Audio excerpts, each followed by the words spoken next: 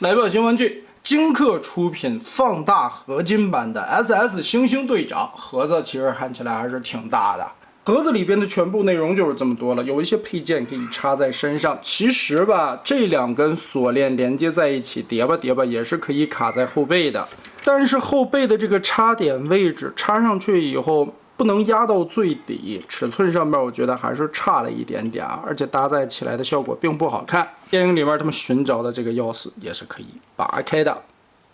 里边也有金属色的涂装。斧头可以挎在大腿上，同样这个扣子插得非常紧。两把双刀可以挂在肩膀后方的这个大插扣，当成两个肩炮啊。不过这个扣子插上去也是很容易松脱下来的，因为是全件上漆的，所以插扣的这个位置肯定会有不同程度的磨损。SS 这款猩猩其实这个底子做的相当的不错啊，模具设计非常的好。Q 放大了以后啊，脸部的这些细节也跟着放大了，就显得没有原版那么的精致。嘴巴这里可以张开，舌头上面有一些细节的纹路，面雕的位置吧也上了一些金属漆的效果，绿色的瞳孔又凸出来。我很喜欢这种毛发纹理一轮一轮的刻画质感，不喜欢那种印刷的，这种摸起来手感特别的好。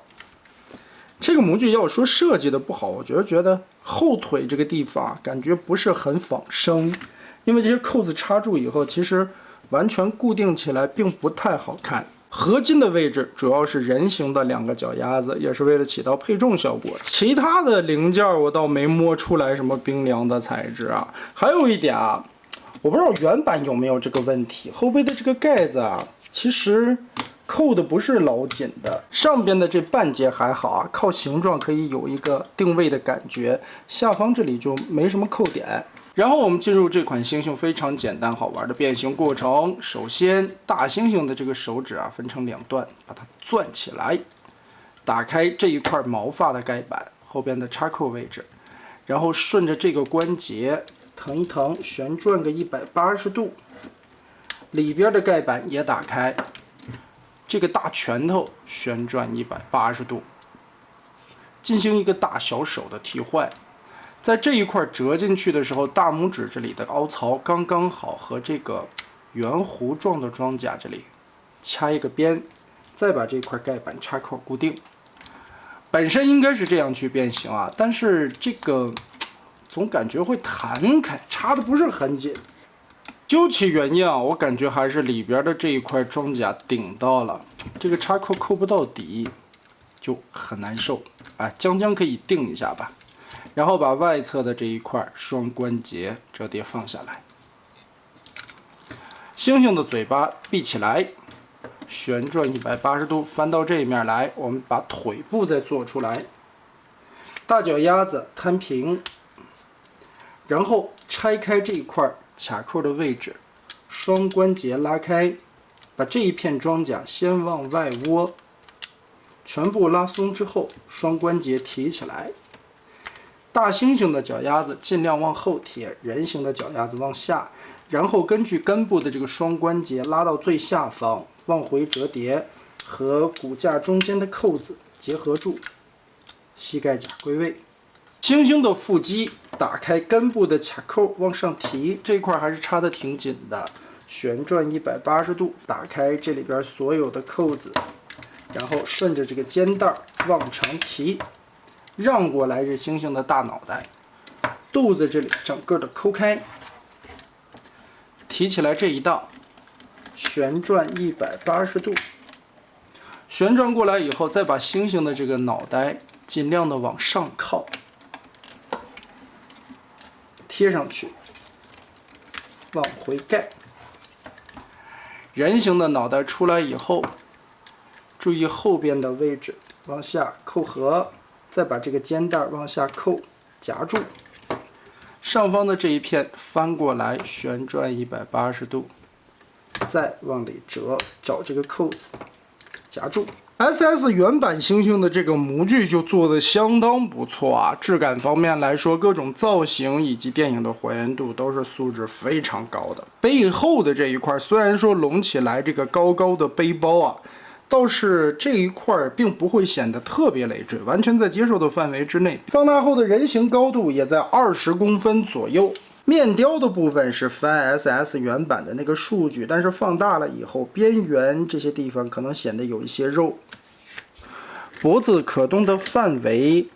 会稍微的半一些，后脖领子这里会卡住。肩膀位置在猩猩形态下设计了一个往前折的蝴蝶关节，但人形用不到，而且在折的时候也能明显感觉到一个卡位的效果。360度旋转，很紧，嘎吱嘎吱的。侧举，撩开肩胛也能举到一个很高的幅度。二头肌旋转松紧度还行。手肘的关节这里设计了齿轮，但听声音应该是个拨片式的。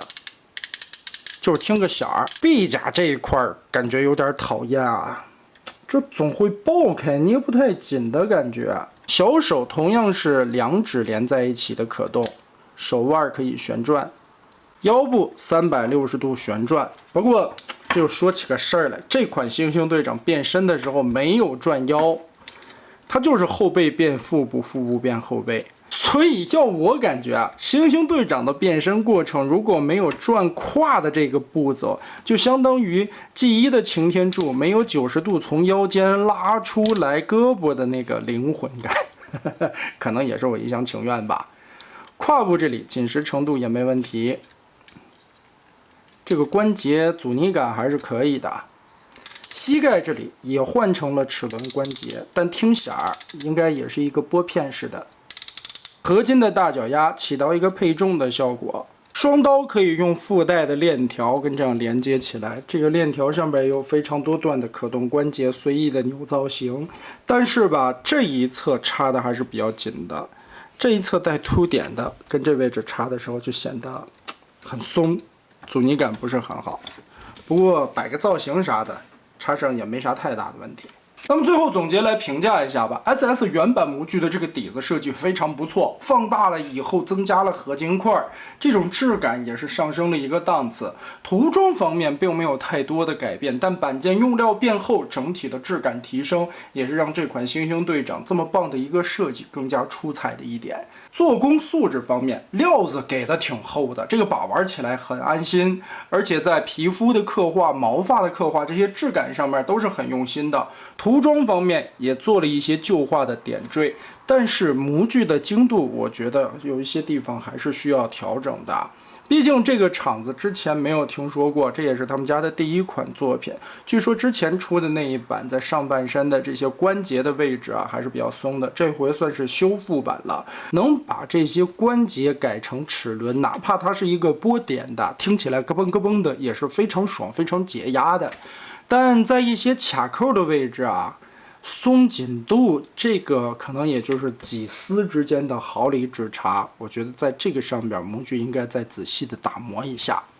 其他方面整体来说的素质还不错吧，毕竟价格放在那里，很便宜的一个线下小商品市场产品，厚重的质感拿起来还是非常得劲儿的。据说这一套豪华版还有一套配件包啊，也是可以拼出圣元的那个形态。我手上并没有那个，也没法给大家展示了。但是最后一些卡扣的位置松紧的程度，在公差问题上边，我觉得还是有待加强。那么得嘞，这期咱们就玩到这儿吧。